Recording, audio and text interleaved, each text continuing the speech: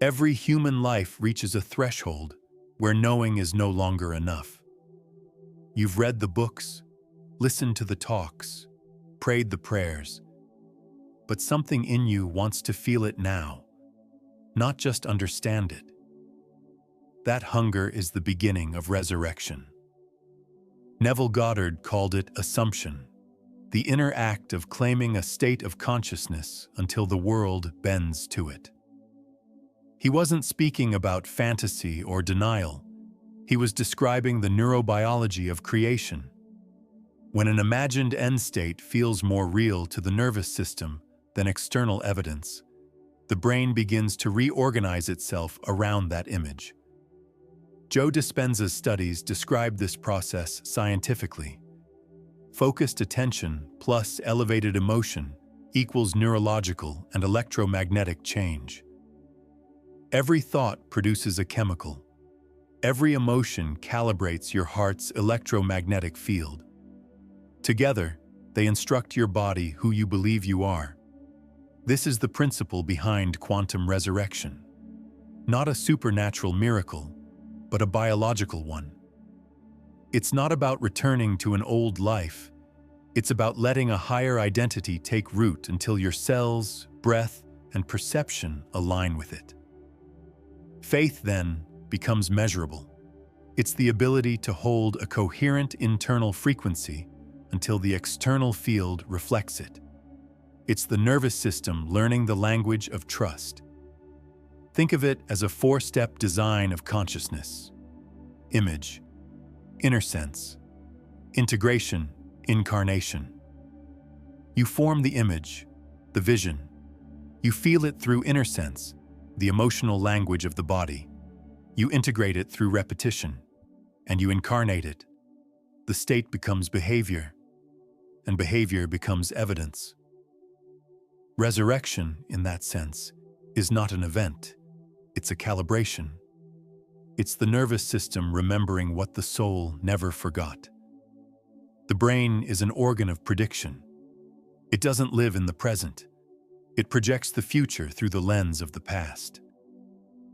This is predictive coding, the framework proposed by neuroscientist Carl Friston. The mind is constantly updating its model of the world based on what it expects to see. That's why transformation feels so difficult. Even when you intend to change, your biology still anticipates yesterday. You may speak affirmations, but your body whispers old data, patterns of fear, stress, and repetition. This is what I call the tomb of yesterday, the state where futures remain buried under memories disguised as logic. When you pray for new outcomes but feel the same old tension, the body doesn't trust the prayer. It's not rebellion, it's protection. The nervous system has learned that surprise equals danger. To resurrect from that tomb, you must first restore safety. Before praying or visualizing, take 5 minutes to breathe through the heart. Slow inhales, longer exhales. This activates the vagus nerve, quiets cortisol, and increases heart-brain coherence. Science shows that when the heart rhythm becomes smooth and rhythmic, brainwave activity synchronizes with it. You move from analytical beta waves to alpha, the gateway to creativity and intuitive perception. From there, your prayer becomes a coherent signal instead of scattered noise. When you go to sleep in that state, the subconscious integrates it. During REM cycles, emotional memory rewires itself. What you feel vividly before sleep becomes neural architecture by morning. This is resurrection as physiology.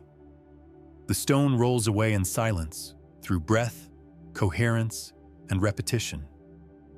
Faith is often mistaken for conviction. In truth, it's regulation. It's not how strongly you insist, it's how consistently you align. When you declare belief but your body is tense, your electromagnetic field becomes chaotic. The universe doesn't interpret your words, it reads your waveform. Research from the HeartMath Institute demonstrates that emotions like gratitude and compassion create coherent heart rhythms, measurable harmony between heart and brain. That coherence amplifies electromagnetic range and stabilizes physiological systems. In other words, faith is a state of biological order. It's what happens when your inner environment stops fighting itself. That's why coherence must come before content. Before affirming, breathe. Before asking, still yourself. When physiology steadies, faith stops being effort. It becomes signal. Expectation then turns into design.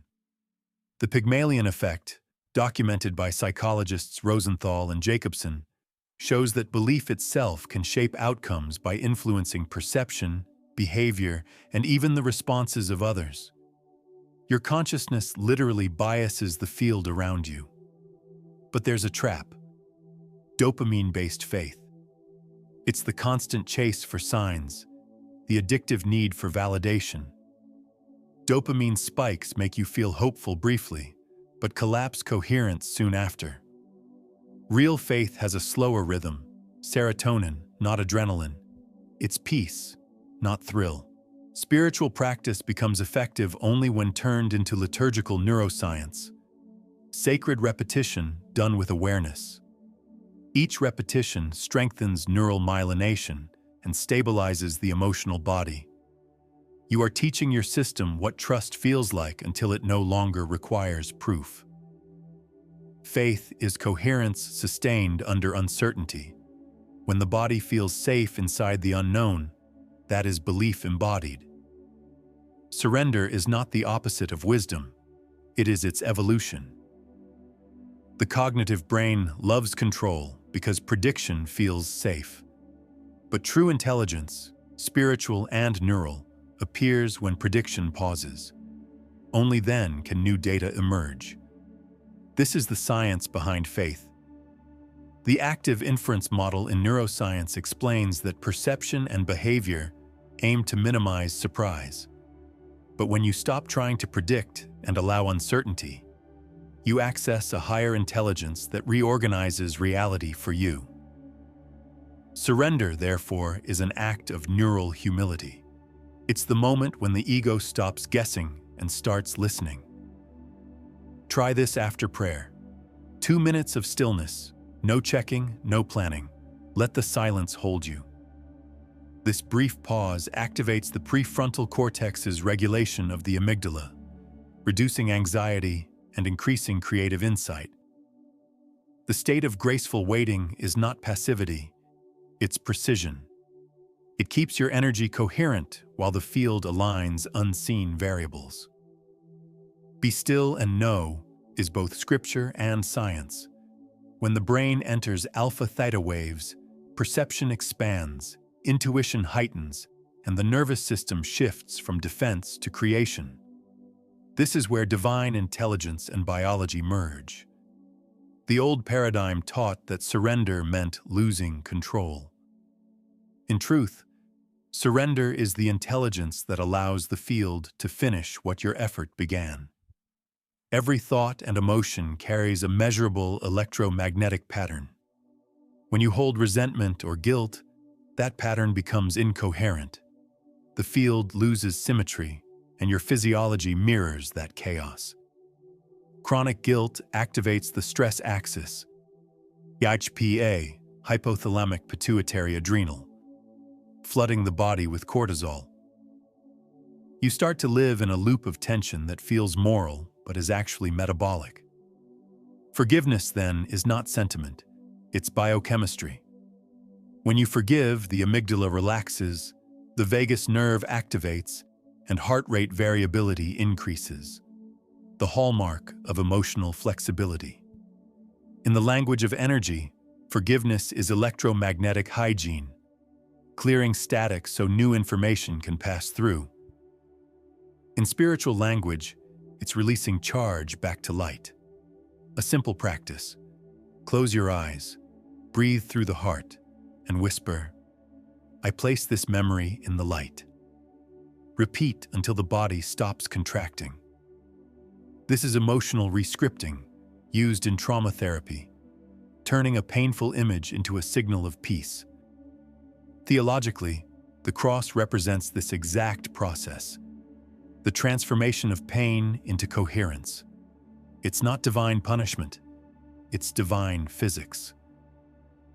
Forgiveness recalibrates the nervous system to receive grace. You don't earn miracles, you clear enough interference to perceive them. Time is not linear, it's relational. In quantum physics, events are not separate. They're correlated across space and probability. Your consciousness is one of those correlations. When Neville taught to live from the end, he described a psychological technology for altering those probabilities. The salience network in the brain, which determines what you notice and prioritize, begins to reorganize around the emotional reality you hold most often. The more you rehearse a fulfilled outcome, the more your brain filters reality to match it. This is end-state gravity. A completed inner vision acts as an attractor in the behavioral system. Your thoughts, words, and choices begin to orbit around it naturally. Build one vivid end scene that feels emotionally complete, a moment that implies the wish is fulfilled. Repeat it nightly until it becomes ordinary. When your nervous system normalizes the extraordinary, time rearranges. But beware the fatigue of seeking proof. Constantly checking for signs sends a contradictory signal. It hasn't happened yet. This collapses coherence. Instead, practice proof fasting, periods where you intentionally stop measuring. Faith matures in silence. Pair that with small daily actions, implementation intentions, to bridge vision and behavior. If your end is peace, make one peaceful choice. If your end is abundance, act generously once a day. These micro-actions anchor quantum data into the physical world. Time doesn't heal. Alignment heals, and alignment bends time. When faith feels heavy, grace is trying to teach you a new form of movement, one that requires less force and more trust. The body cannot stay in effort forever. At some point, chronic striving becomes cellular fatigue. You begin to confuse motion with transformation. Grace is the opposite. It's movement without strain, physics guided by presence. Attachment theory explains that secure connection creates safety. Spirituality mirrors that truth.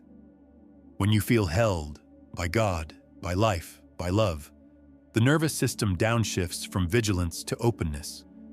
This physiological safety is what Scripture calls trust. A simple practice. Inhale for 4 counts. Exhale for 6. Whisper internally, I am held. This ratio activates the parasympathetic system, reducing stress and restoring balance. It's the body's silent prayer of surrender. Epigenetic research by Meany and Seif shows that environments of calm and care can literally down-regulate fear-related genes. Faith, when embodied, becomes biology. Grace is measurable in gene expression, in heart rhythm, in posture. Even rest has divine purpose. The default mode network of the brain, active when you are not focused, consolidates learning and integrates identity. This is the Sabbath in the synapse. In stillness, who you've become quietly stabilizes. You don't have to hold grace. You only have to stop resisting being held. That is the biology of surrender. Resurrection is not dramatic. It doesn't always come with thunder or tears. Sometimes it feels like calm mornings and simple choices that no longer hurt. Neville said, "Live as if it were done." Bruce Lipton proved, perception changes biology. They're describing the same law. Consciousness instructs matter. When you sustain coherence between what you believe and what you embody, you broadcast a stable electromagnetic field. That field organizes matter, circumstance, and opportunity to mirror your state. You no longer chase the miracle. You maintain the frequency that allows it. Prayer becomes less about asking and more about synchronization. You start to see the divine not as intervention, but as pattern, grace expressed through order. Rehearse one scene nightly. Forgive consistently. Breathe before every intention. Rest when control returns. Faith, forgiveness, and grace are not separate disciplines. They're phases of the same vibration. They take you from assumption to embodiment, from prediction to presence, from survival to creation. You were never separate. You were never broken. You are coherence remembering itself, the field awakening through a human nervous system. So rise, not loudly, not to prove anything. Rise quietly, with science in your mind, spirit in your breath, and peace as your evidence.